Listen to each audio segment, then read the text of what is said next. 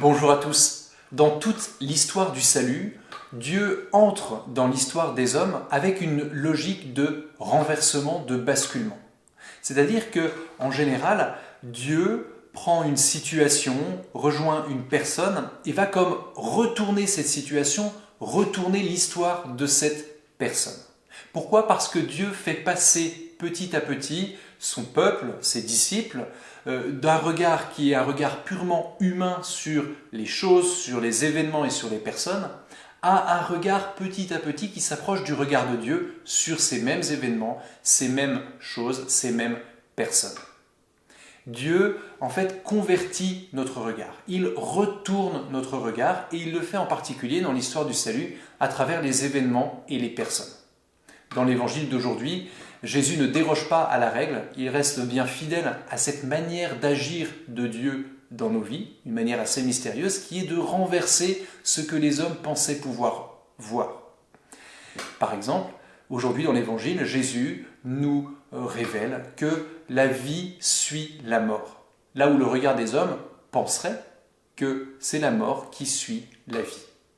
Jésus renverse les choses. Et dans une des premières lectures que l'on peut prendre ce jour, en particulier dans l'épître aux Corinthiens, eh bien, il y a cette même logique qui est soulignée par saint Paul. Ce qu'il y a de fou dans le monde, voilà ce que Dieu a choisi. Il y a ce que les hommes choisiraient, la manière dont ils conçoivent et voient les choses, et il y a la liberté de Dieu. Et souvent, les deux ne coïncident pas.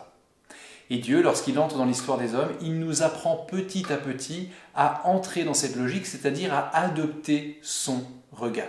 Et très souvent, ce regard se pose sur des personnes auxquelles on n'aurait jamais pensé pour parler de Dieu. Aujourd'hui, nous fêtons Sainte Jeanne d'Arc, la patronne secondaire de la France. Eh bien, Sainte Jeanne d'Arc, mais comme beaucoup de saintes et de saints de Dieu, eh bien, il reflète cette manière d'agir de Dieu. Qui aurait pensé que cette petite paysanne de Lorraine aurait un tel destin ? Il y a les choses qu'elle a pu accomplir, les choses qu'elle a permis dans l'histoire de la France, et puis il y a ce qu'elle a pu dire lors de son procès. Et on voit derrière ses paroles, derrière la sagesse de ses réponses, la main de Dieu. On voit Dieu qui est à l'œuvre. Mais qui aurait pu penser qu'une petite fille aurait un tel destin ? Eh bien, ce que Dieu a fait en Sainte Jeanne d'Arc, c'est aussi quelque part ce qu'il veut faire en nous. En tout cas, nous apprendre que la manière dont nous voyons les choses et les événements n'est pas le tout d'une chose ou d'un événement ou d'une personne. Ce qui compte d'abord, c'est la manière dont Dieu même considère cela. Alors, cette réalité du basculement de Dieu dans notre histoire, eh bien, il nous invite à deux attitudes.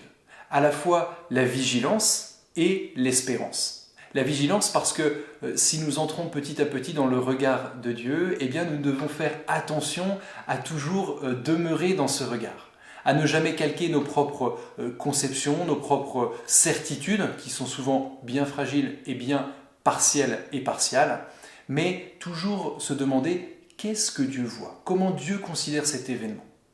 Et enfin l'espérance parce que ce que nous tenons pour des échecs, des manques de réussite, ne le sont peut-être pas tellement. Peut-être qu'aux yeux des hommes, cela n'apparaît pour pas grand-chose, mais aux yeux de Dieu, cela peut peut-être avoir de l'importance. Et à l'inverse, et nous sommes renvoyés à la vigilance, ce que nous tenons pour des réussites de notre part, eh bien, ne le sont peut-être pas tellement. En tout cas, le fruit que porteront ces réussites n'est peut-être pas si important aux yeux de Dieu. Entrons, frères et sœurs, dans ce regard renouvelé, renversé, basculé, mais ce regard de la foi. Apprenons à l'école du Christ à entrer dans ce regard de Dieu avec les yeux de la foi.